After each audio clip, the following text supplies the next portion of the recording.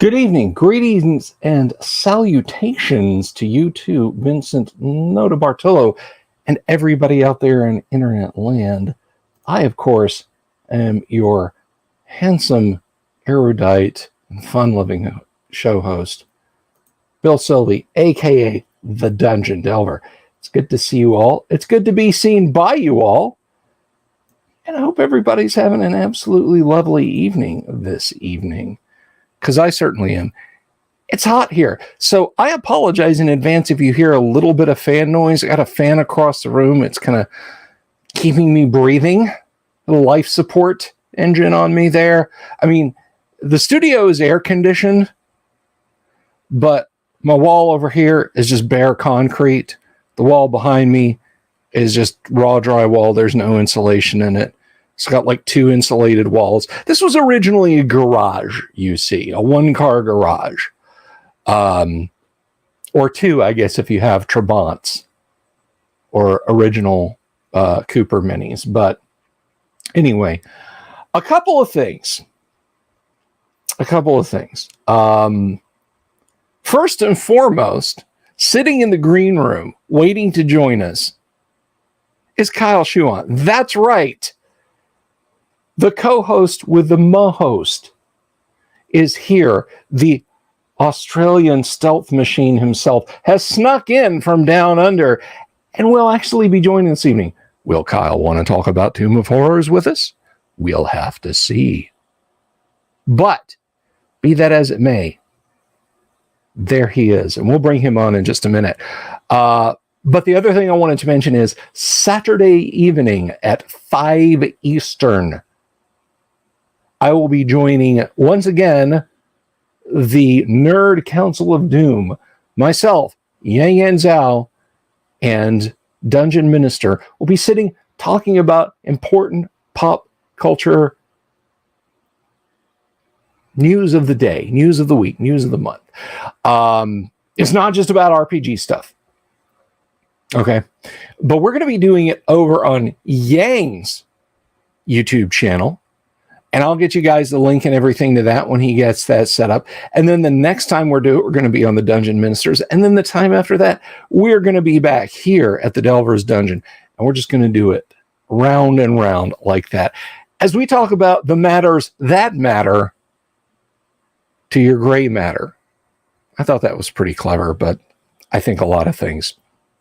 So anyway, without further ado, let me don my studio cans, my lovely AKG headphones, and welcome our co-host, which is as much a surprise to me as it is to the rest of you guys, Kyle Schuon. Kyle, what's up, boys and girls? Why is it a surprise? I didn't think you were going to make it. I got the cancellation email from you, bud. No, that's next week. That's next. Okay. Here's what I'm going to. Next week or the week after, that'd be, because so not next week, but the week after. There's school holidays, so there'll be little kids running around in that, and they tend to interrupt. Zach has his insights. My son has his insights, but my daughter not so much. My younger daughter not so much. I got you. One of these days, if we can ever engineer it, even if it's just for a few moments, I would love to hear Zach's insight on Dungeons and Dragons. He might get all shy, I think, if we put him on YouTube. Well, get some notes or something, because I need a fresh, unfiltered opinion of your skills as a DM from someone other than me. But anyway, well, actually, he's been DM'd more often by my friend John, because when we had all that lockdown nonsense going on and we went to online gaming, he'd quite often join us. So he'd be like, I'd have the webcam and he'd be sitting next to me. He'd have his character and he'd just join in, and that was first edition, of course, and he was pretty ruthless, you know. He'd sort of I sneak up behind him and pick at his pockets. Oh, what if he turns around? Oh, then I kill him. Oh, what if he surrenders? Well, then I steal from him, and then I kill him. So 10-year-old boys are pretty ruthless. What can I say? And he's just been playing a little bit of fifth ed with his teacher at school. So, or not his teacher, but yeah, there's a teacher organising a D&D group. But that's 5th edition, where they have to sit down and what are your goals for your character? And he said, well, I'm a rogue, so my goal is to steal things. Nice. I'm not sure exactly like whether that's part of the game system or the DM being a school teacher wanted to, bring some sort of social learning kind of thing into it or whatever. And, where do you see yourself in 5 years? I don't know if that was part of it or what, but yeah. But my son thought it was a bit daft. A few years ago, when I was first getting going with the big Monday night online game, which you've been part of in the distant, dim recesses of history, I had a couple of new players, and I honestly cannot remember if it's part of the current group or if it was some folks who moved on, but they asked about copies of the player's handbook. They didn't have it. And this was recent enough that they had reinstated, Wizards of the Coast had reinstated the PDFs. So I just typed into Google, first edition AD&D Player's Handbook PDF, thinking it would bring up the RPG Now or Drive Through RPG or whatever page, and I could send them the link to go buy it. The first link at that time that it brought up was like many, many folders embedded at an elementary school somewhere here in the US. Somebody was hosting a PDF of the 1E Player's Handbook. I don't know if it was a teacher. I don't know if a particularly clever student was doing it. But I would like to think that somewhere here in the US, for maybe 4th, 5th, or 6th graders, there was, which would be kids, I guess to reference would be like 8 to 10 or 11-year-olds. Some teacher was hosting a 1E AD&D game for his students, not 4E or 5E, but a 1E AD&D game, and was like, well, all the kids need a copy of the player's handbook, so I'll just take this scan and put it over here because, gosh darn it, being a teacher and getting resources is expensive enough. Not that we endorse piracy here at the Delver's Dungeon. We don't. We don't endorse piracy. But I thought that was rather amusing. So maybe as a concerned parent, Kyle, you can have a parents teacher meeting and go down there and say, now see here. Well, I do have there's the mid-year parent teacher meeting that they have. And it's not actually his teacher who's doing the D&D game. So I'm like, I need to arrange an appointment with such and such teacher. What? Why do you need to talk to Mr. Thomas? He's not Zach's teacher. What? I don't care about his schoolwork. What about his Dungeons and Dragons? Exactly. Why are you holding him back? I don't want my child coming home saying rogue. I don't want my child coming home with drawings of tieflings.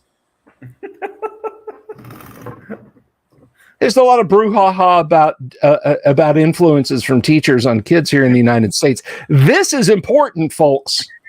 This is... You got to ask yourself, do you want to raise a Conan? Or do you want to raise, an Elric? Because I know...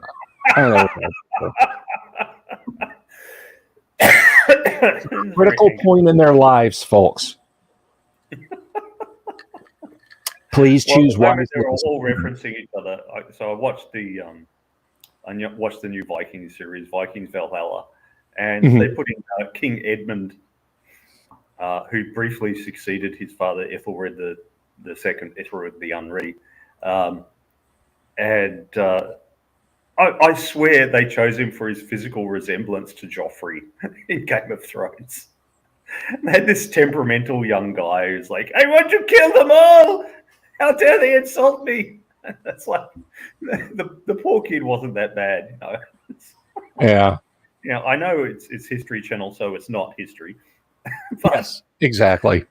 And I could forgive a bit of that because the real history is a bit complicated, where Ethelred was king, and then he was deposed by Canute, and then Canute died, so Ethelred the second came back, and then was succeeded by Edmund, and then blah blah blah. There's this back and forth, and a lot of things where noble families are sent off to Normandy or something, and then they come back a few years later with the bastard son to take over or whatever. So I understand that the reality is a bit complicated, and there's, you could do 12 seasons of a show just to represent 12 seasons in 1 year, in 12 months in 1 year, in some years, and then other years you would have, like, if it was 12 seasons, it would be 12 seasons of them sitting around having a feast, talking to people and nothing happening, because that's just history, where a lot happens in a short period and then not much happens for a while. You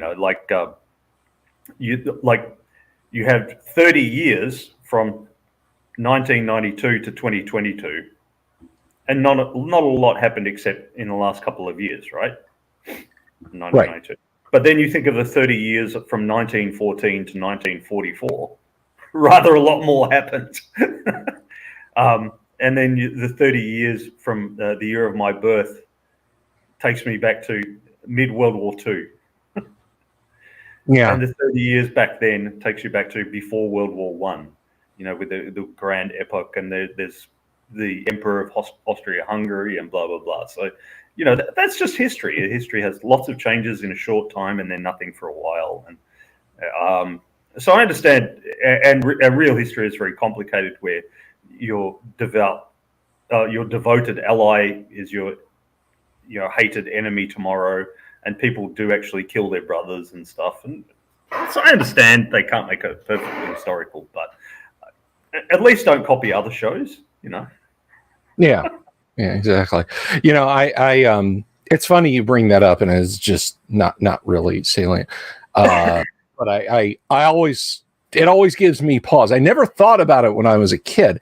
When I was a kid in the 70s, World War II, that was when the entire earth was black and white. It was a before time. It was an epoch in time before I came upon the earth and graced it with my presence. I was born in 1970, 25 years after the end of the Second World War.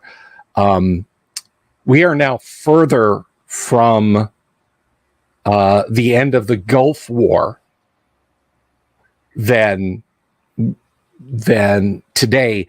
we are from the end of the Second World War when I was born, which makes me feel terribly, terribly old.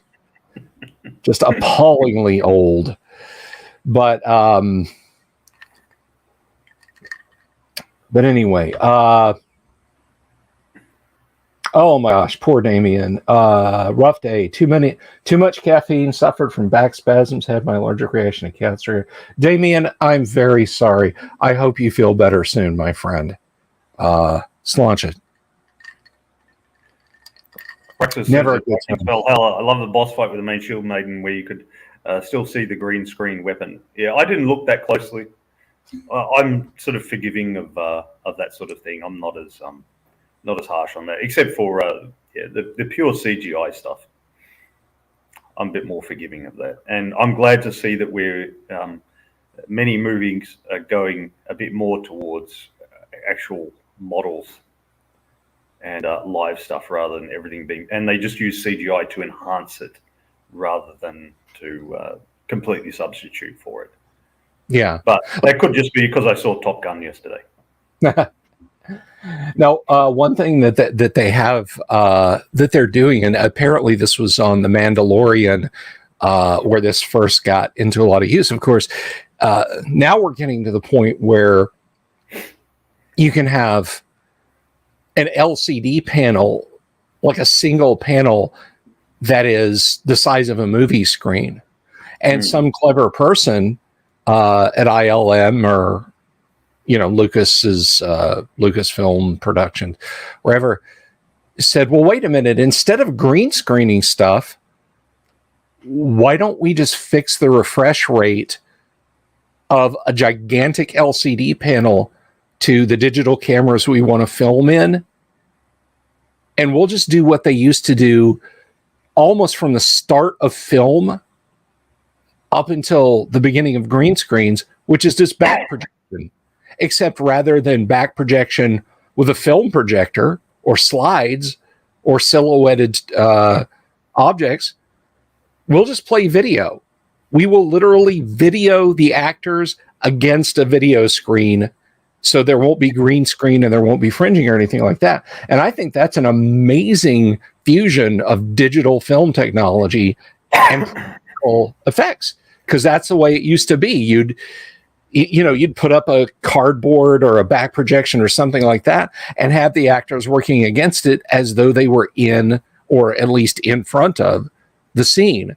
And then they said, well, hey, let's do it with blue screens and green screens, which is hunky-dory. But you go back and you watch Star Wars, this was the last, I guess you can't see it on camera, but I have the Laserdisc box set of the Star Wars trilogy, and it was the last time it was untouched. And I love breaking out and watching it every once in a blue moon, but very much you can see through people to the screen behind them on occasion because of how primitive the blue screen technology they were using was. So now they can do it in a more digitally, but also practically, and it's fairly seamless, and I like that very well. I think. Look, I mean, I think it's the old 80-20 rule once again, that relatively small amount of, or earlier amount of technology has given us most of the sort of effects. It goes back to like Jason and the Argonauts with the stop motion stuff and the guys battling the skeletons, and they were just little skeleton models, yay big, and then full size actors, but the full size actors doing the movements, and then they did the stop motion stuff with the figurines, and then they physically lay the films on top of each other and then film it again over that, and they got pretty good effects from that. That certainly look better than Jabba the Hutt does in the remastered Star Wars. Yeah, no kidding. The first episode. And I think too, of an article I read the other day, it was talking about, The Last of Us computer game is doing another remastered. They already did a remastered version a few years back, but they're doing another remastered one where they've enhanced the graphics a little bit, and they've released a few frames and segments and that, and most people say, I can barely see any difference. Now, it can be simply that they're using basically 10-year-old technology. It was released 2013, which means they would have started making it like 2011 or something, or 2010, 2011. So they've got that 10-year-old base, so there's only kind of so much they can do with it. They could just, put the icing on the cake in a slightly different way. It could be that, but it could also be what the article writer was saying. Basically, there's a principle of diminishing returns. It may be that there's only so far we can go. Yeah, I think it's, and a lot of the most important stuff they do is a matter of how much effort they put in. So, for example, do they do motion capture? That requires them to have live actors with all their suits on and all the rest, and cameras all around them and so on. That motion capture gives more of a feeling of realism to the scenes when you're playing these games than exactly how deep the guy's wrinkles on his face are and so on, or how many, can you see individual hairs, or is it just this bushy beard kind of thing? It may be we've reached a sort of a limit in what we can do without some sort of the next leap, whatever that might be. But yeah, again, so this sort of thing has been on my mind the last few days, and then of course, bang, Top Gun. Went to see Top Gun Maverick, which, as I understand, is computer enhanced, but it wasn't computer generated. They just wouldn't let Tom Cruise fly actual FA-18s. Yeah, they they put him in the back with basically a plastic pilot's cockpit over the backseater's cockpit, which has different instrumentation and less sophistication, and basically had a crap load of digital cameras pointed backward at him, so it looked like Well, I believe they did actually build a jet aircraft specifically to do some flying around in, so that they could have videos of the guys going when they were pulling G's and stuff. But when they had the videos of them doing that, they weren't actually in an F-18. And but yeah, they wouldn't let him fly one. He kept begging.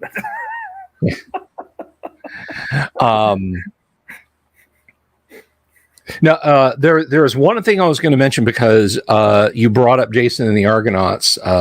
All of the, and I can't remember the term that they use for it, but it's stop motion animation. It's all done by effects master Ray Harryhausen. His first big break with that was, of course, King Kong. And he tells a wonderful story of how he and the effects crew, the dailies of people running around and acting, Fay Ray screaming and that sort of thing, the RKO people approved of. And then they said, well, okay, let's see these groundbreaking visual effects that you're going to be doing. And they had the King Kong model. It was like, this tall and made out of dyed rabbit fur, covered with dyed rabbit fur. And they put it through its paces, hours and hours and hours of work just to make him walk across a jungle back projection and then climb up and fight and have facial expressions and do everything. And they were really proud of their work, and they had a limited amount of time to show it. And then they sat down and watched their own dailies before they showed them to the RKO people. And they realized every place they touched the Kong armature, the fur moved. So between shots, his fur was moving slightly everywhere. And they were like, go comb it afterwards. We don't have time to fix this. It's obvious that we're moving a model. This looks horrible. We're done. We are done. They're going to look at this and say, you've ruined our film project. So they show them the daily, and they're just on pins and needles. And like a very short amount of time into this, or maybe it was shortly thereafter, the head of RKO Studios turns around and looks at them and said, that was incredible. How did you get the fur to move so realistically, like it was blowing in the wind? Well, trade secrets, Right. You guys should patent that. That should be just RKO's patented method for the giant critter effects, and it was just one of those happy accidents that happens sometimes. Well, there's those happy accidents, but even right. I think when you're working on something, you're aware of every tiny detail. Mm-hmm. But the people who view your work are not. They just look at the whole picture, so to speak. And those people are a bit more forgiving than you yourself will be, or other experts in that industry. And that ties into running a D&D game or any role-playing game and being the game master. Writing RPG rules or writing your house rules or doing up your campaign notes and that. You as a DM, you think everything has to be perfectly laid out and perfectly coherent. That's why people collect all those handbooks. But players are pretty forgiving. If it doesn't make perfect sense, they're okay with that. It doesn't have to be perfect, and that's why shows like Vikings Valhalla and so on are popular. Even though we can poke holes in them, and if we look carefully, we can see the green screen or what. People are pretty forgiving. If it's an entertaining story and it's got some interesting characters, people will forgive all sorts of other faults in the show. And likewise, at the game table, if it's a pretty interesting setting with a bit to bite into, and the other players around the game table are a good fun and a good laugh, they'll forgive, whatever other sketchiness is going on. Yeah. Well, you talk about art and gaming. Of course, I have one or two miniatures. That's right. Let me see here. I have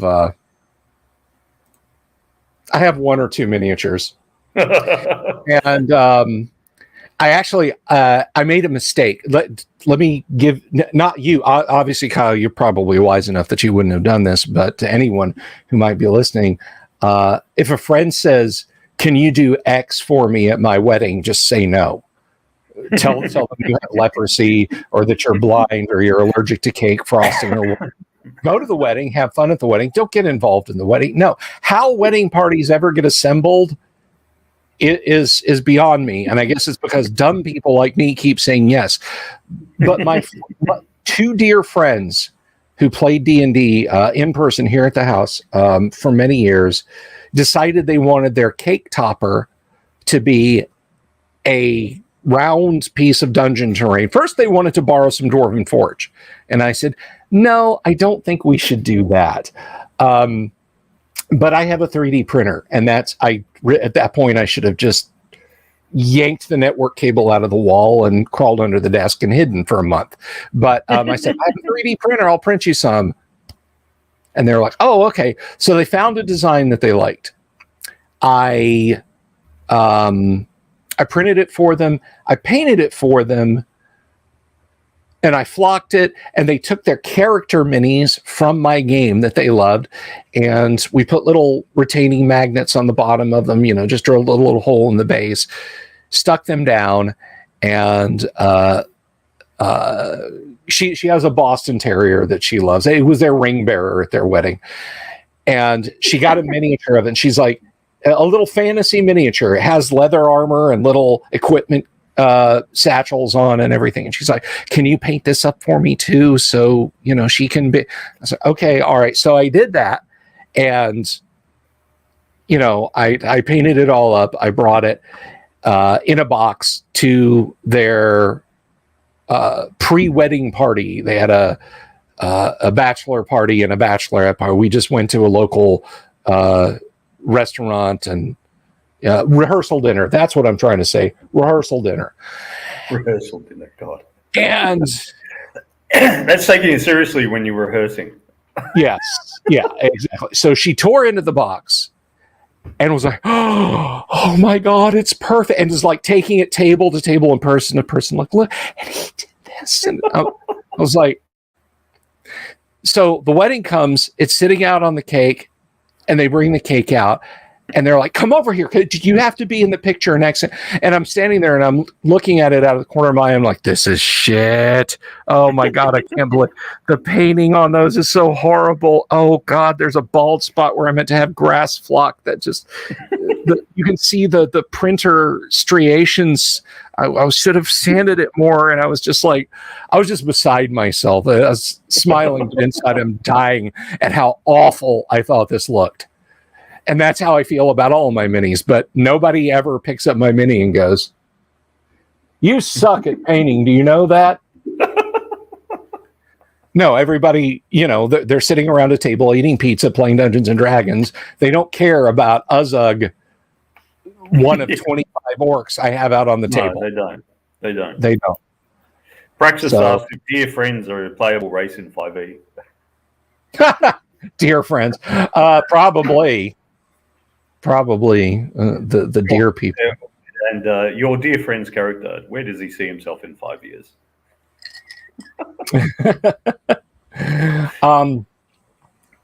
So I feel compelled to ask, because the description for the video, because I don't know how to use a calendar or tell dates. I talked about wrapping up a look at A4. Kyle, have you ever played any of the A modules, the Assault on the Area of the Slave Lords modules? Yeah, but funny enough, I played them in D. I had Game Master who used Rollmaster for them. I mean, they're using Rollmaster, so. But how did you get through? the way Rollmaster works, you should still be playing them. You should still be solve the fight. Well, I went off and joined the army, and they continued that campaign for another year or two, I believe. So they might have gotten through A1 while you were off in the army. Well, I think they did. I mean, because I came across the Game Master. It was on the RPG site one time. I can't remember. Somebody had.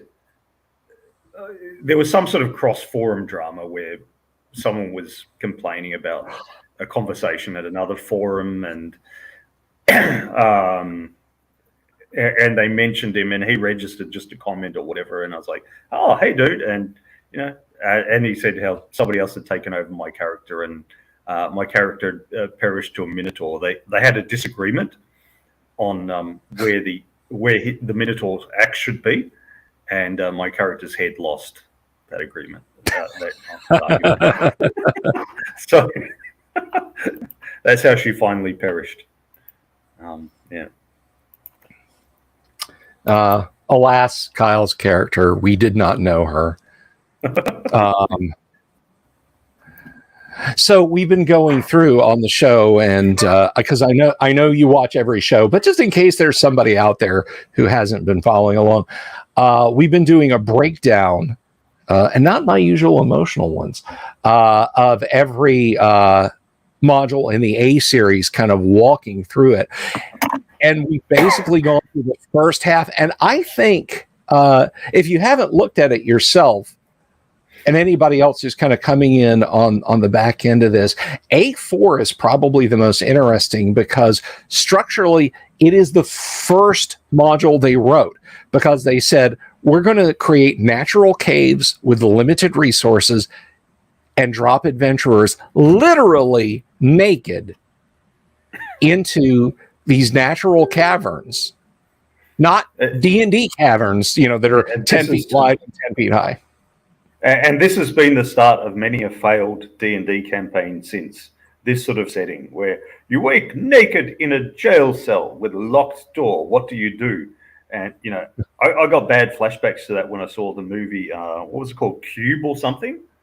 Yes, Cube. And there's and each cube has got the 6 sides, and there's a little exit or window to each, but some of them are trapped, and they have to try to figure out the numbers. There's like 6 of them to start with or something, and just one retarded autistic guy, idiot savant gets through to the end. He can count everything on his fingers or something. And they have horrible traps where everyone gets. It's and then the sequel when they had moving cubes as well. Yeah, each cube actually rotates in place on an. It's basically a gargantuan, like multi-thousand cubes per side or something, Rubik's cube, and each room, depending on a logarithm based on the serial numbers of the cubes around it and its location in the structure of the cube, is trapped or not trapped. So you can't just sit in your cube and wait for it to slide around to the exit. First of all, you won't know where the exit is. You'll have to open the door. And second of all, it could move. It could be inactive and then activate. And the trap can be anything. The trap can be a trap that fills the cube with poison gas. It can be a trap that reacts to sound. So the minute you go to take in a breath, it fires lasers that slices you into bologna slices. It could be a trap that fills the cube with acid. It just, every trap is lethal.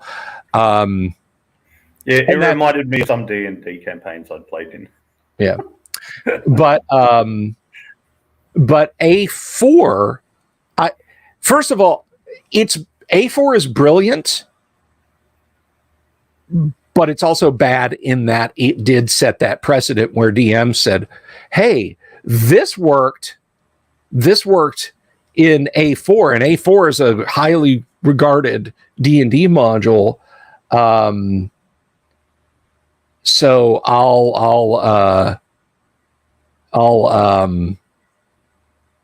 you know, I'll just copy what Alan I'll had, copy the premise, or not it Alan. was just an excuse for the DM having no material whatsoever prepared, so that they could prepare stuff while the players try to figure a way out of the room.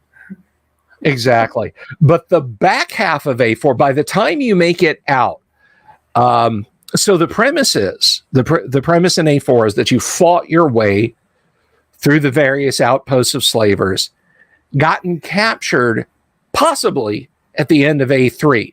You might win at the end of A3. And if you do, congratulations are in order. You are a hell of a group of adventurers. But if you get captured in A4, or if you're running an in-tournament version where literally at the end of A3, the dungeon master says, you lose the final fight and you're captured. So if you get captured and thrown into the dungeon in A4 and make it out of the dungeon, it then turns into a very Johnny Weissmuller, George Powell kind of swashbuckling, daring do adventure, because the island you're on, or the caves you were in, the caves are part of a chain of volcanic tubes, and that volcano now starts to erupt.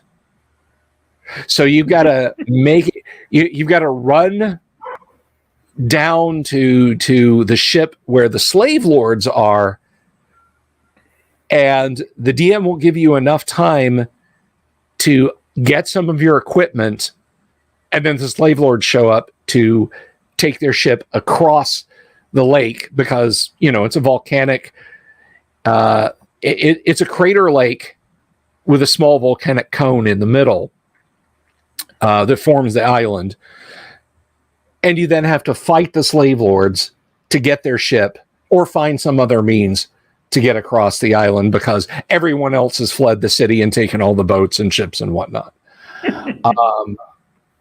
So it's a very contrived ending to the module, but it does bring, I think, some very cool challenges to the players, because you're going to fight slave lords that you haven't fought before, because other ones show up, as well as the ones you have fought before. So you're going to know some of their tricks, but then there's like a drow magic user assassin in the mix, and another enemy magic user, and the enemy cleric that sticks around just long enough to screw up your party so that they will probably lose the fight at the end of A3 is now here for the long haul. He's not teleporting away. He's staying there. So I didn't know if you'd run through the module, or if you'd no, not that far, no.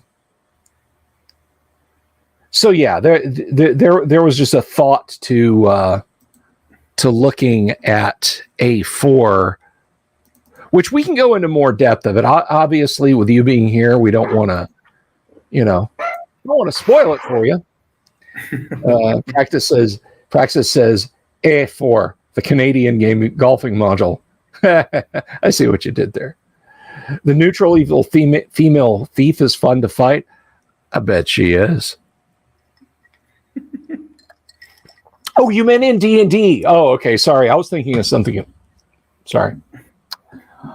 Now, Chris brings up a good point here, and I think this is very salient, Kyle. Chris says, the ending of A4 is contrived in the same sense that an awesome action-adventure movie is contrived. It's fantastic and a lot of fun.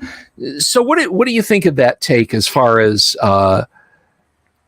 building a conclusion that is action movie-esque in a role-playing game? What is your take on that, Kyle?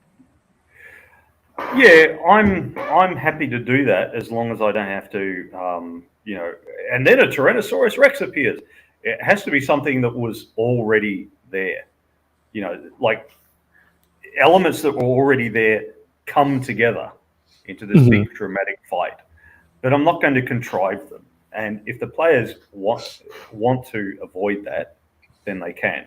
So I've mentioned before one campaign I ran where like I just came up with the premise on the spot on the RPG site to demonstrate how you come up with like a living world with real people that have real conflicts, and not necessarily open conflict, but disagreements with each other. They want different things. They might try to negotiate a way to both get what they want, but it might not be possible. So they might want to fight, they might want to resolve things violently, and so on. So you create that, and it goes on. And anyway, so there was it was just rescue these guys from that had been captured by these orcs, and the players, they could have stomped through the entire dungeon systematically, but they didn't want to. They didn't want to do that. They wanted to go straight to the boss fight. Right, so after fighting one bunch of orcs, there was one they spared. How they killed an ogre or something, and they just held up the ogre's head, and they used that to intimidate and parley the way through the rest of the dungeon. Because when they showed the ogre's head to the bunch of orcs, and it's like, they go, "Oh, okay, yep, you could pass. The boss is that way." And then they went to the boss, and what's the boss doing? What a boss is usually doing, he's having a feast, right? And because of a feast is where whether you are good or evil, a feast is what you do as a lord. So the good ones use a feast to reward their followers. The old Saxon word for king was sinning, and meant ring giver, because they gave gold rings that could fit on their arm, gold rings as a reward for people's service. So a good king was known as a ring giver. A good king was a generous king. And the evil kings will be doing the same, giving out rewards to their evil followers, and then punishing their people. It's just, what's the difference between a good and an evil king? It's who he rewards or punishes, and the ratio of reward to punishment. The evil one punishes a lot more people than he rewards.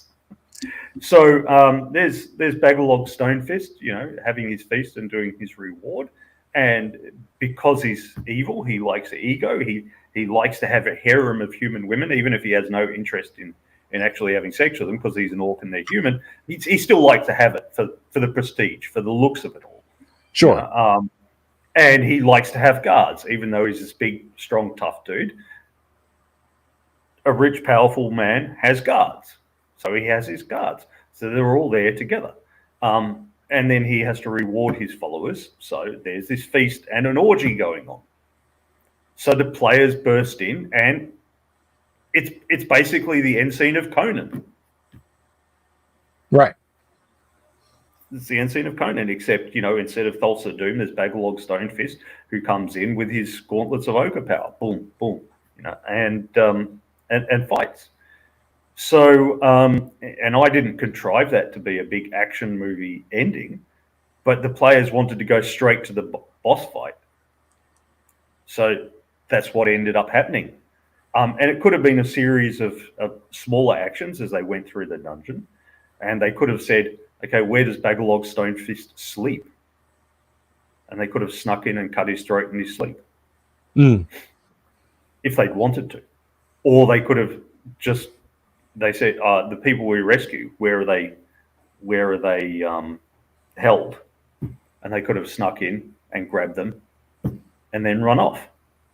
They could have done that if they wanted to. So there's a lot of ways that the players could have done it, but the players chose an action movie ending. They chose a big dramatic fight. Sure. So I think as game master, if you create a sort of a more living world, the players will get to choose. And so if you as game master think about the world and make it a really kind of one, obviously it's, orcs and that aren't real, but real as in real motivations, and people have to eat and drink, and they want prestige and all the rest. If you create this realistic themed world, and you have players who think about what they're doing, then they will get to choose. Do they have the sneaky ending? Do they have the dramatic flight? Do they have the big ass battle at the end and share out the loot and so on? It'll be up to them. But I don't know that I would contrive it to make sure that it happened, whether the players liked it or not. I would just, what happens, happens. Because it could have been they had the big dramatic fight and all the players died. I wasn't assuring them of victory, that's for sure. Yeah. No kidding. You bring up an interesting point, and I was talking the other day on the phone. I was talking to Paul Stormberg, who's just a swell guy. We got to have him back on the show again one of these nights. I think the three of us could have a hell of a good conversation. But Paul and I were talking about railroading adventures. We weren't specifically talking about A4. A4 is fairly railroady. Here's the thing about railroady adventures. I have been convinced. I've been swayed by Paul's charisma. He got a very high percentile roll. I've been swayed by Paul's charisma somewhat. There are two separate kinds of railroads. There is a high-speed railroad that goes between where you are and where the DM wants you to be. You cannot pull the cord to stop. There are no stations. You might as well go back to your car and lie down and sleep, because sleeping, waking, dining, drinking, reading a book, talking to other passengers, you're going to get there. You are going to get there. And you're going to get just there. Exactly to there. Not 5 miles away from there, and you can make a decision about you're going there. The other kind of railroad is, I would say, like the ending of A4, where yes, things are contrived, but one, the players willingly got on. They are letting you carry them forward. Now, if the party comes out of the slavers' caves and they're like, the volcano's erupting, Suderham is in flames, we have no gear, we're going to grab a couple of trees and tie them together with a vine and paddle across the lake as best we can and just try and make it in the wilderness. Screw this. I think that's perfect. That's absolutely an acceptable ending to the module. Maybe at some point down the line, the players get another crack at the slavers if they want. But at the same time, I'm not going to tell the players, no, you come out of the fissure, you walk down through the jungle, you walk to the docks, you walk on this exact dock to that ship, you go in that ship, and you start getting your equipment on, and as soon as you've got it on and you come out, there are the slavers. What do you do? Because this is a cool action movie ending, and I want it to happen. So I think in the case of the second, to keep up with railroad analogy, there's plenty of places where the players can pull the stop cord and get off and do their own things, even if it is still by and large a railroad track. Agree or disagree?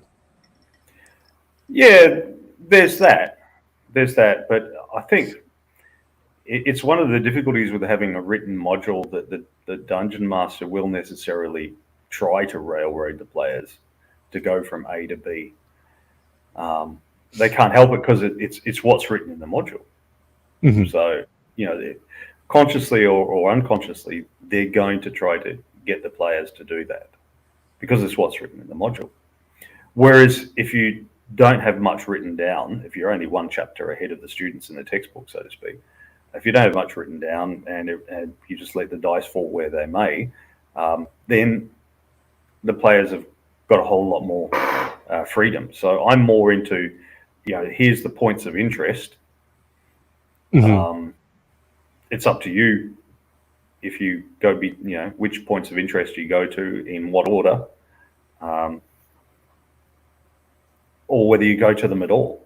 if you don't go to any of the points of interest, then we get to sit around the table eating snacks and talking shit for a couple of hours, and no adventure at all happens.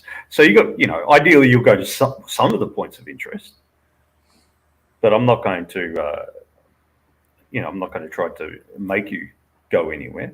I might occasionally make suggestions, but that's what we have NPCs for. Yeah. And they make suggestions according to their personality. They'll be the one that, yeah, straight to the boss fight, attack. And there'll be others like, well, maybe we should be a bit more cautious. Yeah, we're not here to kill Balagolog Stonefist. We're here to rescue the engineers and his daughter. That's not the mission. The mission. What are we here for? What are we going to? The king is going to reward us. What for? Not for killing Balagolog Stonefist. That's not what he's paying us for. You've got to let the goal remain the goal. Avoid unnecessary. There'll be that. There'll be the NPC saying that, and there'll be others going, I don't care as long as we get gold at the end. So there'll be a whole variety out there, and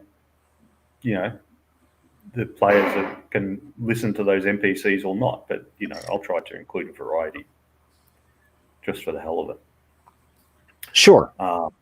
I'm not fond of the railroady ones at all, because you've got to be able to influence the outcome, and not just the outcome, win or lose, but the sort of flavor of the outcome. Yeah. And I've never seen anyone do this. We're going to talk. I don't know how deep we're going to get into Tomb of Horrors. That may be a solo show, unless Kyle wants to. When he comes back from hiatus, he wants to dig into a module too, along with us. But I have so Tomb of Horrors. Let me show this up here. I'm not going to do a screen grab. I'm just going to show. So Tomb of Horrors. This is for character levels 10 to 14, and it comes with some pre-gen characters. Now, the obvious approach to Tomb of Horrors is, of course, you play some somber music, light some black candles, lower the lights in the room, and see whose character is going to die first, who's going to open the cursed box. Guys, we get it, okay? The great green devil face, we get it.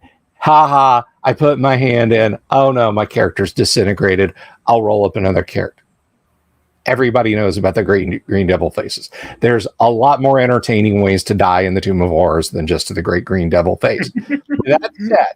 With that said, so the thought is you march in, you're tapping the stones. You've got that lunatic illusionist who has a bag of holding with like 50 chickens to send down the hallway to trip traps, that sort of thing. I have never seen a party that very clearly had former Army Corps of Engineers members in it tackle this module, because nobody has ever said, okay, we arrive at the hill with a Skullface. We're going to set up camp on top of the hill. We all have a retinue of at least 25 or 30 followers. Before we go there, I'm going to make sure we hire some engineers. I'm going to be using, my magic user is going to be using disintegrate spells to shave the top of the hill off.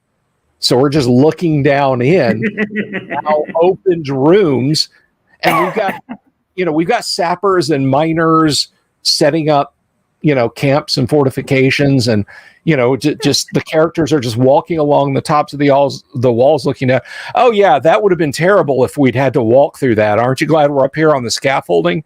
Okay, we're going to get a team over. Oh my gosh, did a couple of the hirelings, they're injured? Okay, Roger, go raise dead on them. Well, get this when I was a kid and we just made 12 level characters or whatever straight up, one of our favorite things to do was the old stone to mud and stone to flesh spells.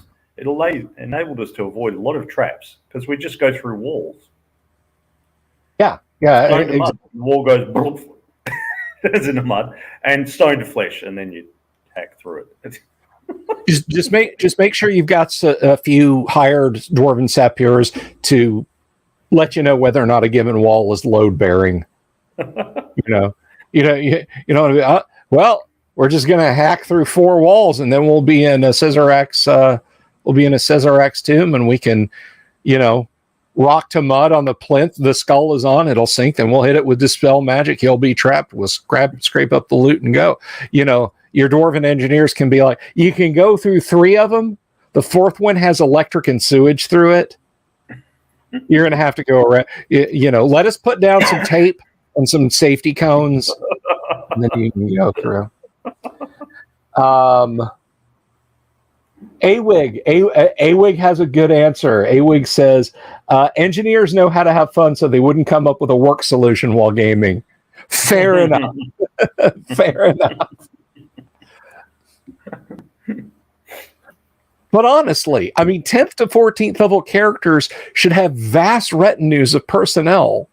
You should take a train of construction people, and your high level party. They are by definition the ones who have built a stronghold and cleared the surrounding hexes of monsters. They are lords.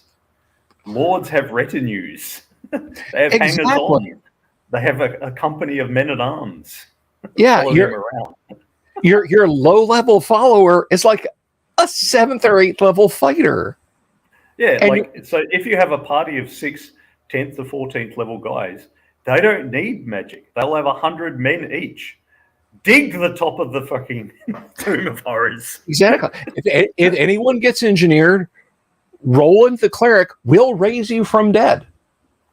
He'll remove curse. He'll polymorph you, or he'll change you back into a natural form. Don't worry about it. And that's how you build loyalty. That's how you build that loyalty. Some peasant with 3 hit points slips and falls into the tomb and lands on one of the spike pits and falls and takes all that falling and poison damage.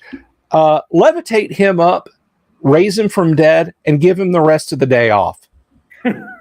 That guy's going to come back tomorrow with 2 shovels. I'm doing twice as much work.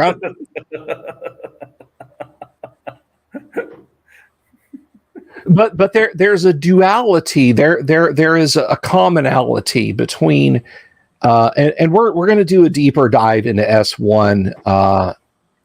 A bard, a liar of building, dwarven civil engineers. There you go, Praxis. But there's a duality in Tomb of Horrors that is similar to the the end of S4, and it is problem solving. You are presented with a logic puzzle. We'll see when we do a deep dive. There is very little combat in this module. I think there are 3 cases of draw swords and fight. And there's a myth that surrounds the module that Gary would gleefully tear up character sheets of people who said that, yeah, I've got a 45th level lord from our AD&D game, and he has, 200 10th level knights as followers and so on. That was never it. Gary crafted Tomb of Horrors. That's the folio version of the original there with Tracy Lesch's art on the front. He didn't craft it as an easy way to kill characters. Look, Kyle, and I know, we as dungeon masters can kill characters left, right, and center. Rocks fall, you die. Rocks fall, you die. That solar eclipse that you thought was happening, no, that's just a sphere of annihilation coming across your field of vision. And there's a good old Grimtooth traps as well. Grimtooth traps. The key is, and Tomb of Horrors, like A3 and A4, and very much like the G3 and then D1, 2, and 3, Tomb of Horrors is as much an exercise in being a good DM as it is being a good player. Because again, you guys, to which I mean you players, people who primarily play, are infinitely more fragile than you understand. The key is not making it so hard that your characters die and never succeed. The key for dungeon masters, and S1 exemplifies this, is making it just hard enough that you have to struggle. Mm-hmm. That's the key. It's striking a balance and being neutral about that balance. Not putting your finger on that's your side of the that's scale. true of every adventure, at least past first level. Arguably you might go a bit easier on at first level. You might. You might, especially if you've got newer players, as they try to figure out how the system works and that, and what actually might kill them rather than being surprised by it. So you might just throw them in the deep end, up to you. But certainly, at least after first level, that's always it. You should create challenges out there that they actually have to think. They have to think, and they have to be a bit lucky to get past. Now, that doesn't mean that you should just. The challenges are like, there was an earlier comment about, if the people don't run down to the docks, wherever they do go, that's where the slave lords actually are at that moment. Mm-hmm. So, there's going to be that encounter. No, you shouldn't do that. You shouldn't move the encounter around so they meet it. That's just another form of railroading. It's just a Schrodinger's cat kind of railroading, Yeah. But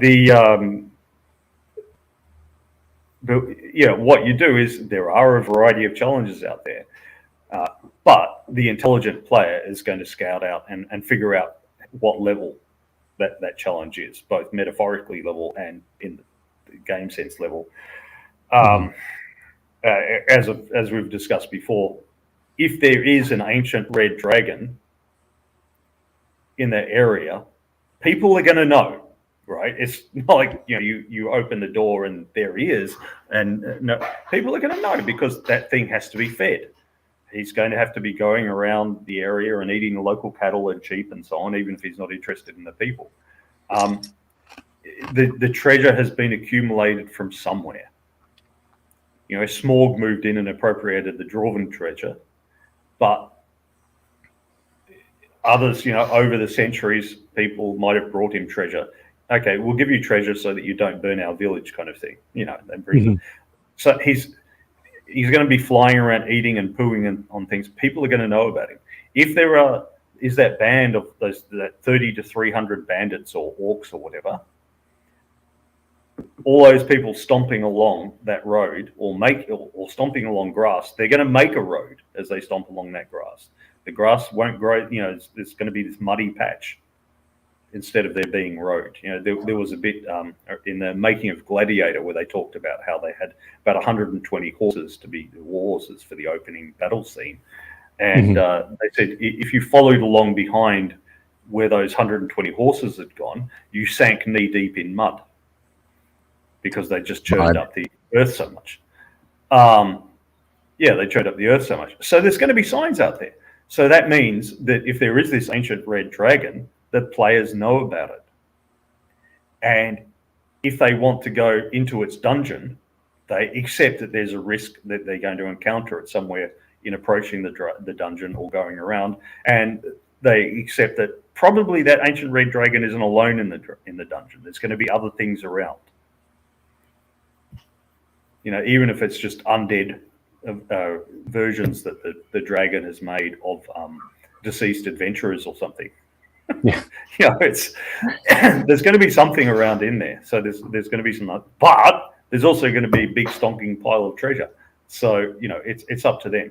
So similarly with all the other challenges out there, at least monsters, if it's a dangerous place, there'll be rumors that it's a dangerous place. They will know, and so they choose the level of challenge that they want to deal with. And this happens in any well-crafted game. I've been playing DayZ again recently, and there's a map. And when you start a new character, you start at the coast with nothing. You've got shorts and a t-shirt and a glow stick, a bandage, and an apple, and so a pair of runners, and that's it. And then you go around and then you collect more food and more clothing and that. And the further inland you go, the more likely you are to come across firearms and body armor and things like that. And there's one place where there's definitely lots of high-powered weaponry and body armor and that's at the Northwest Airfield. But of course, everyone congregates there.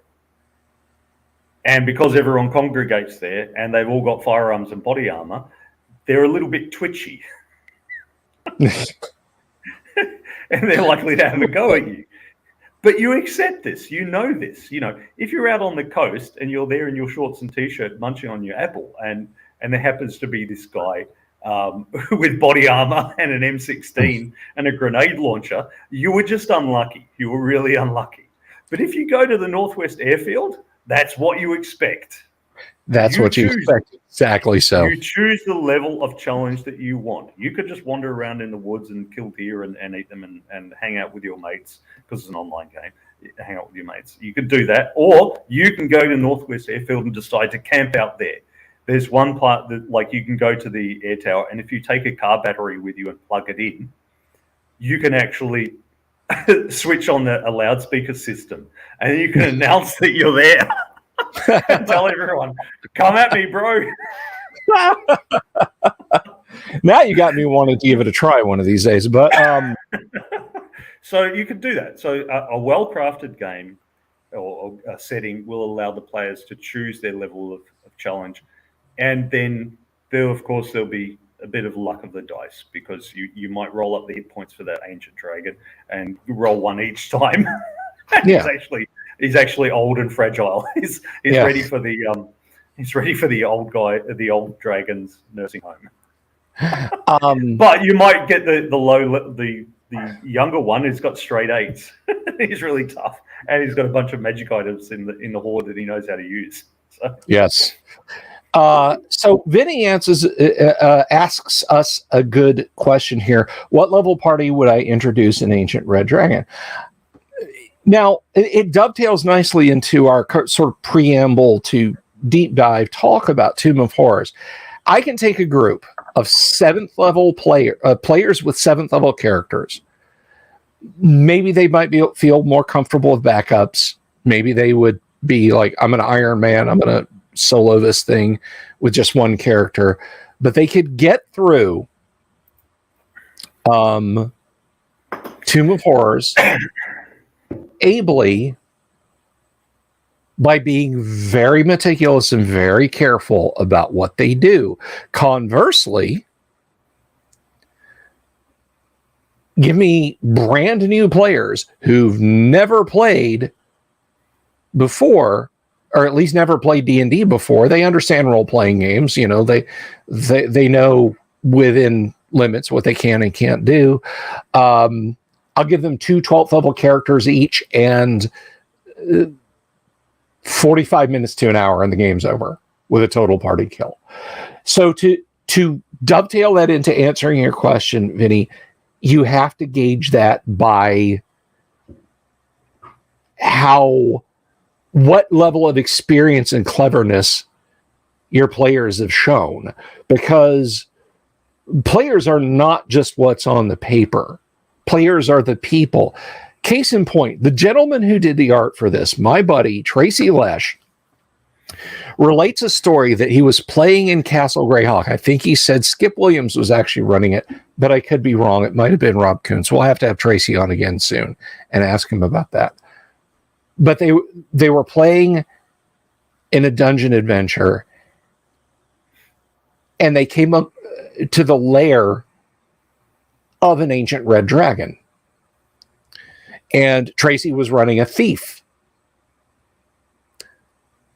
And basically they Bilbo Baggins'd him.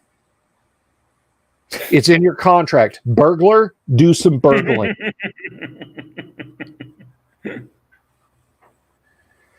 So he sneaks into the lair and he asks the DM, which again, I am so sure this was Skip Williams, but we'll have to get Tracy on and ask him. He says, the dragon cocks one eye open and looks at you and then closes it, but you know he's awake. And so he says, I'm going to hide in shadows. Okay, you think you successfully hide in shadows. And he says, can I successfully imitate the mating call of a horny lady red dragon?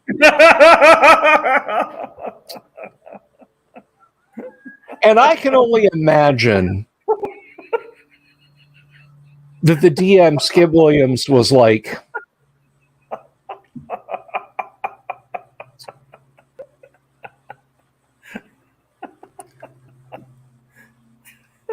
I just want to see your character get eaten for that stunt. So yeah, go ahead and roll. I don't know if it was a D20. I don't know if you rolled percentile dice. I don't know what the criteria that Skip set before him was. I would make the dragon roll and make a saving throw. And that after all, it's a male dragon and it's an old male dragon. So if there's even a chance there's a female interested in him. Exactly. And dragons are famed for their vanity, and old human males are also famed for their vanity. So exactly. And I'll tell you a little Led Zeppelin story after this too. That is just kind of a funny anecdote that ties into that. So the dice are rolled, whether Skip or whoever was DMing rolled the dice or Tracy rolled the dice. Howls of laughter rose from the table because it succeeded. The dragon jumps up, looks around, and goes stomping out the great tunnel out of its lair, off to find the horny lady red dragon that is obviously nearby. Tracy goes back. Did he run across the rest of the party waiting outside? No. He went in another direction. There were more tunnels in and out. Hail, Michael Connor, unbreaded. But anyway, everybody at the table was just like, what in the hell did we just see? What was that? It was a low-level character thinking outside the box, not thinking, well, let's see, if I backstab, I do 3 times damage. That'll bring him down a little bit. He'll be awake then. The rest of the party can rush in and they can fan out. And not thinking just with the pointy end of a poignard. Mm-hmm. So to answer your question, Vincent, when you have a group of players who are capable of thinking outside the box and handling a situation like that, and maybe it does come to force of arms, but they're not just like, we're going to march 3 abreast, fighters in front, clerics in the second rank, magic users in the third rank, into the dragon's lair, and just fight him, just bump our party against him until it dies or we dies. If the party is willing to go through all of that and pull that off, because they're like, okay, invisibility 10-foot radius. We all clasp hands, silence 15-foot radius. We go into the room with the sleeping dragon, and Bob's gonna be up. We're gonna be out of his arc. He's gonna hit it with lightning bolt. Tim's gonna shoot it with his poisoned crossbow bolt from his crossbow speed. If that is how they're thinking, and they're making good tactics, then that's an equally smart party, just equally smart in a different way. So it comes down to when you, the dungeon master, think the party is not just going to rush in. Now, obviously, there are specific special rules for dragons. A first level party will literally be too terrified to do anything. It's in the rules for dragons. If the dragon flies over them or whatever, they are just paralyzed with fear and they can't act. Obviously, you're not going to throw an ancient red dragon against a first level party unless it is a plot device and he is, sitting there, you can serve me, little humans, kind of thing. That when the party is capable of thinking outside the norm of merely, we are a blob of hit points, it is a blob of hit points, we'll just bump against it until our hit points are total 0 or its hit points are total 0. That's when you can throw a party at them. That's when you can send a party into the Tomb of Horrors. So I hope that answers your question. Let's see. My approach is I don't care about their levels. if I roll up that there's a red dragon in that hex, there's an ancient red dragon in that hex. It's up to the party whether they go and attack it or not. So that's it. I do the hex. You've seen in previous videos, or you should have seen, and go back and see them. The random hex generation. Generate the world randomly. There it is.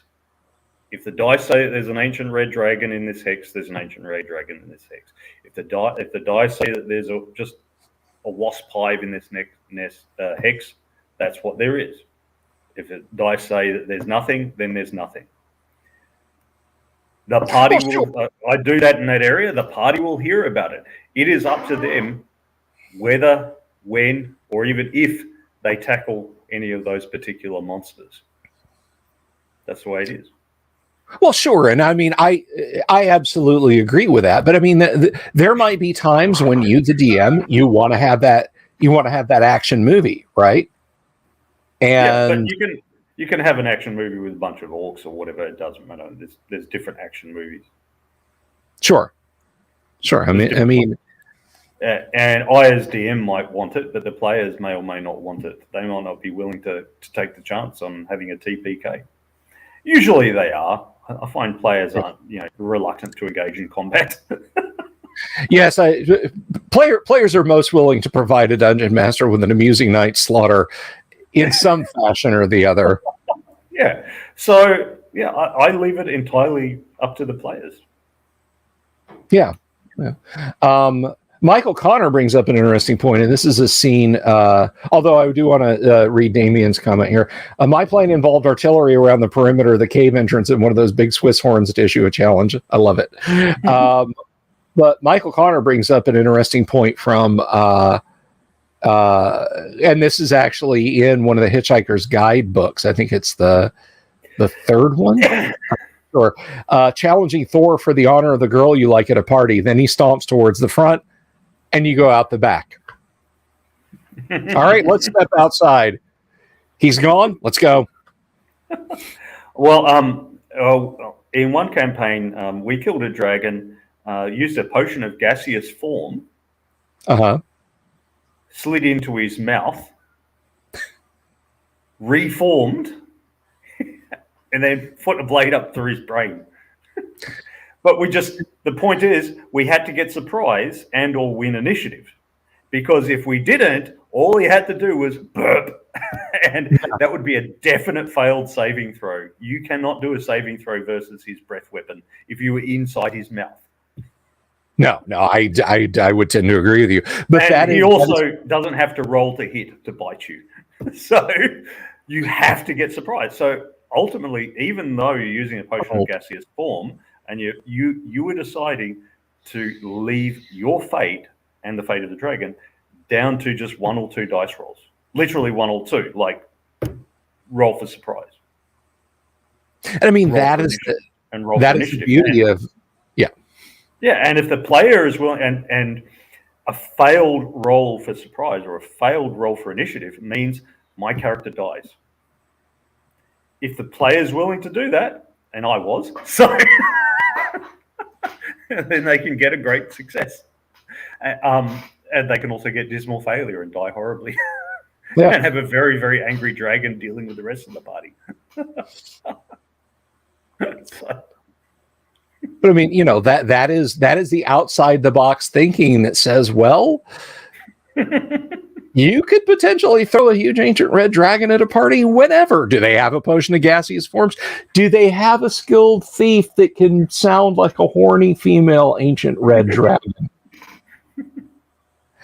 No, I was going to mention that. So the song Black Dog by Led Zeppelin, and it's like, it's a guy. It's called Black Dog, but it's about a guy serenading women. It really is about a black dog. The studio they were recording at was at the end of a lane, and somebody on the lane owned this elderly, probably 11 or 12 years old, about Zeus's age, not neutered, still fully intact, male black lab. And there were a lot of black lab mixed puppies amongst the dog owners up and down the lane. because he would go up, he would hop fences. Black labs are highly skilled infiltrators. I should know. I've owned 2, and they will go a wandering. So they would see this day in and day out, and he'd walk up, and the dog owners would keep their dogs fenced up, and they'd yell at him and, throw rocks and whatnot and send him back. He wanted to visit all of his girlfriends up and down the lane there. So they wrote the song Black Dog about that black lab that would stroll up and down the lane trying to make puppies. So now you know the rest of the story.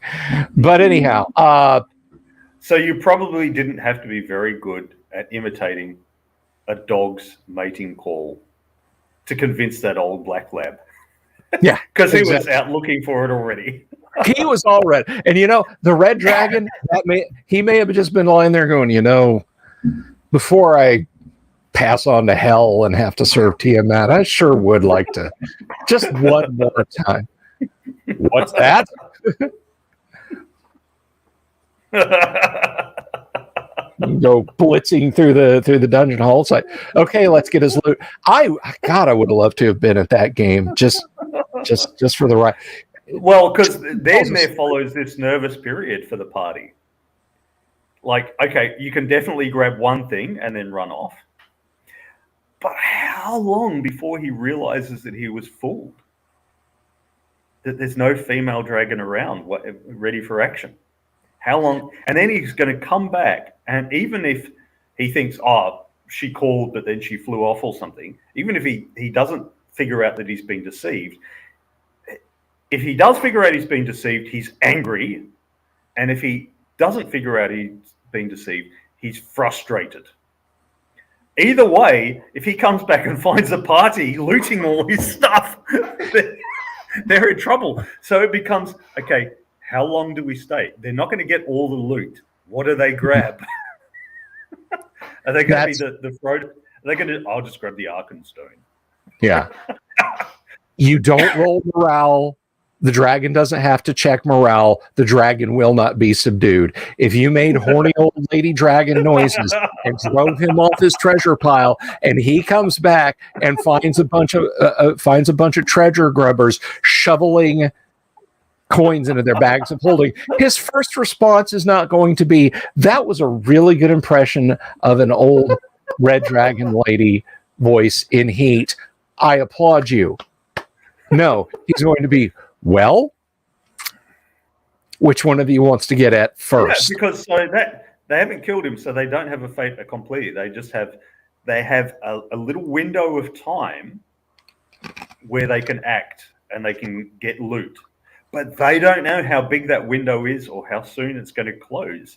So then they have to judge. So there's more tension for the party then. Mm-hmm. So and that too is what makes the Tracy's thing and the Game Master's response both such genius, because it creates a lot more dramatic opportunity. Mm-hmm. And the Game Master didn't have to decide that. They just let the dice fall where they may. And then, bang, the players make it happen. And then natural circumstances arise in which, okay, now how long are we going to stay here until we run off and hide somewhere? Yeah. Yeah. How long are we going to give it? Yeah, exactly. And I mean, it is brilliant. It's brilliant DMing, because I mean, Skip didn't grab the Dungeon Master's Guide and go, "There's no rules in here for imitating the sound of an old dragon lady in heat. I'm not going to do that." No, there's no rules for it. Therefore, it doesn't happen. Decide what. He went with it as a DM, just as players. He adapted, he improvised, he overcame, and it made a great story. I'm telling you, we're going to get Tracy on the show one night and have him tell that story, because I want you to hear it from the man himself. It is a great tale of fantastic play acumen and dungeon mastering acumen, and we're gonna hold that up as a measure. That's going to be our yardstick when we do more of a deep dive into Tomb of Horrors than just glossing over it in the beginning as we have tonight. We do have some comments. Jack Photon very wryly points out, the thief had heard the sound and known its source to imitate it. Yeah, I'm going to have to ask Tracy about that. How did your character know what a horny old lady red dragon sounded like? Michael says, in a champions game, that's hero system, by the way, we faced a dragon that randomly stunned. So I jumped into its mouth and gave my team to recover while it chewed on my brick unsuccessfully. Oh, so, okay. So when he says brick, in hero system, in champions terminology, think like Colossus from Marvel Comics, or the Thing, or the Incredible Hulk. Just muscles and unbelievable toughness. It's a very power curve game. So basically somebody like the Thing jumped into a dragon's mouth while the party beat up on him. So that's a good one. And Damien says, mutants and masterminds, DM took the rules and basically made an exalted setting. You have my deepest condolences. Drove a sharpened log coated in dire spider venom down its throat. Why? That's one way of doing it. That is definitely one way of doing it. No, I think the lesson taken away from finishing up A4 and looking forward into S1 is that there are more than one ways to boil a potato. I mean, it's just, it comes down to good DMing, and half of running Tomb of Horrors as a DM is having an absolute poker face. I make a big deal when I DM about saying, player will say, I'm going to check for traps, and I roll my dice. You don't think you found any? I have so many tells as a DM. I can't help but crack a grin, raise my eyebrow, lean forward in my chair, say something snarky. I'm a terrible DM for a thinking man's module like this, but I do my best. If a group is marginally familiar with it and I played it before, or I'm DMing it for them, I might spill it. But if it's a really solid group, I might reach up and scratch my nose and they're like, nope, don't go in that door. He hadn't touched his nose tonight until this moment. Take the next door, But it really does come down to a matter of DM's skill in running a classic module, particularly if that classic module is the S series. The S stands for specials. Well, except for S4, which is supposed to be WG3, but we'll discuss that when we get there. Have you ever played any of the S modules, Kyle? I know you started the A series. Tomb Horrors, White Plume. I remember the titles. I don't remember the numbers. What are the titles of the S? S1 is Tomb of Horrors. Yeah, I played that. Of course, everyone's done that. Excellent. White Plume Mountain. Yeah, I think we started it, but we didn't get right into it. Mm. Didn't get right into it in the end. Of course, the one that one of our guests is rather fond of us getting started is Expedition to the Barrier Peaks, where you get the spaceship and the powered armor and the laser guns.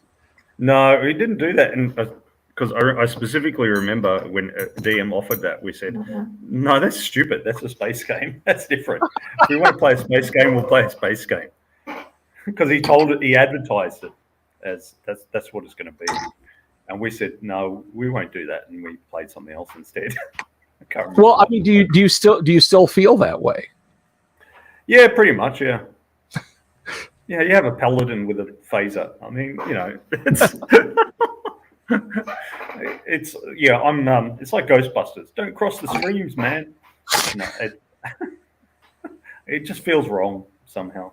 So I think we're gonna cover the S series on the show. That's kind of what we're leading into tonight, talking about the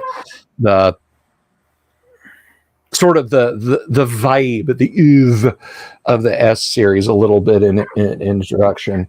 But we're going to get into that a little bit more. But I'm hoping I can convert you over, Kyle. I'm hoping we have your magic user walk out with a couple of torque grenades and an anti-gravity belt, you know? But here's the thing. Gary at least tried to contain it. Now, you're always... I'm giving away S3, and we're not even to S3, but you're always going to have that player who says, I wish for more power discs for my laser gun. You know, but if you don't have a player who insists that through some magic means they should be able to recharge the equipment that they take off of the spaceship, it is very limited in its scope, but it lets the players have a little bit of fun with some sci-fi elements. But we'll get there when we get there. Yeah, let me just... There we go. That's fixed. Okay, you're not blurry anymore. I just had to whack off. I stopped the cam and started it again, and it stopped being blurry. I was giving percussive maintenance to Australia as a better joke, but okay. He stopped and started the cam.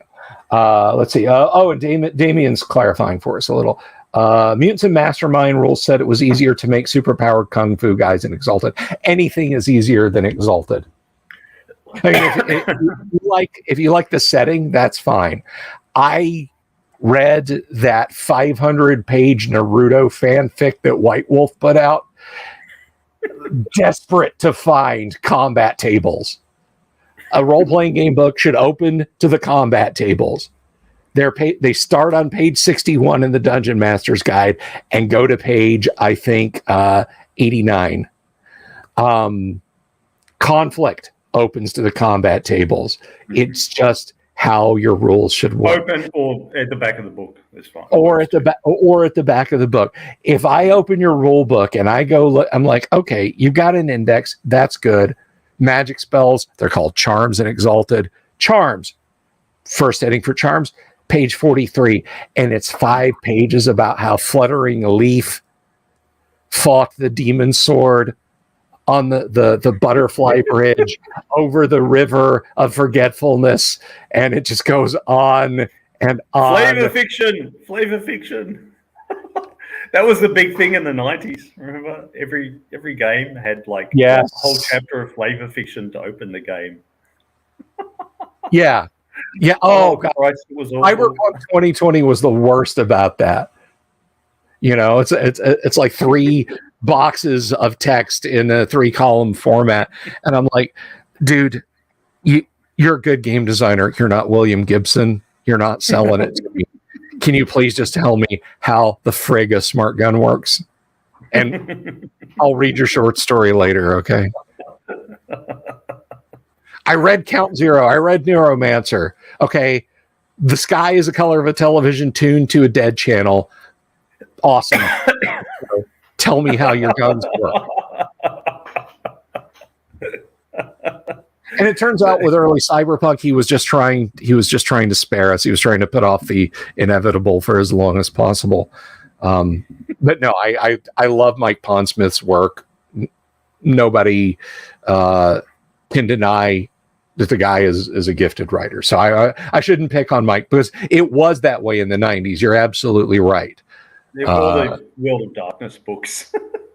All these actually stories about being a vampire and stuff. Yeah. Well, that's the same company did Exalted. So yeah, it was angsty anime characters versus angsty vampires. Yeah. Well, it was part of the trend of role-playing books being things in themselves rather than just a set of rules to help the player around the game table. You know, to either just read cover to cover as an interesting thing to read. I don't think they made it very interesting, but that was obviously their goal. Read it cover to cover, or have it as a coffee table book. You know, because you got what was it called, Nobilis or something? There was one, and it was a sort of a landscape format, and it opened up, and it was very visually beautiful, but nobody ever played it. And RPG Net loved it, but not even they played it. I mean, not that game either, but it was a coffee table book. Yeah, I mean, I have heard of players who've run years long leading edge games, Aliens, the role playing game campaigns, and Ghostbusters campaigns. I have heard people, there's a famous story that people keep sending me because they think I've never read it before, about a guy who has a 40-year long D&D campaign, continuous D&D campaign. Star Wars games that go on for ages, and so on and etc. I have never once heard anybody even say they played Nobilis. So, and if you're about to post in the comment, if you're getting ready, don't. I won't believe you. It's like it was also that era when they had they'd have the background image and they'd have the text on the top of the background image. Yeah. So you couldn't even read half the bloody text anyway. Yeah. You had to some. I mean, release a book about Italian Baroque art, which is a beautiful period in the world of art history, or release a role-playing game. Please stop trying to mash them together. It's like putting scrambled eggs on pizza.